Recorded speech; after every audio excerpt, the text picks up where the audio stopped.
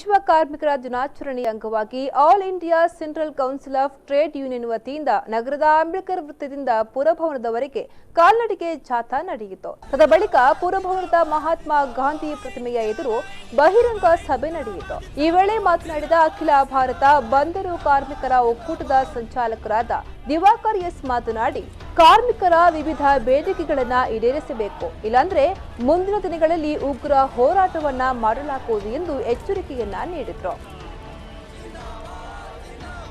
ಈ 60 ದಿನದಲ್ಲಿ ಏನಾದರೂ ಎಲ್ಲರೂ ಒಟ್ಟಾಗಿ ಎಲ್ಲ ಕಾರ್ಮಿಕರ ಬೇಡಿಕೆ ಮತ್ತು ವಾಹನಗಳ ನಿರ್ವಹಣೆ ಎಲ್ಲ ಇದನ್ನು ಮಾಡಿ ಬಜೆಟ್ ಮಾಡಿ ಏನೋ ದೊಡ್ಡ ಟೆಂಡರ್ ಹಾಕಿ ನಮ್ಮ ಕಾರ್ಮಿಕರ ಬೇಡಿಕೆಗೆ ಸರಿಯಾದಂತ ಇದನ್ನು ಕೊಡಬಹುದು, ಸೌಲಭ್ಯವನ್ನು ಕೊಡಬಹುದು ಅಂತ ನಾವು ತಿಳ್ಕೊಂಡಿದ್ದೀವಿ.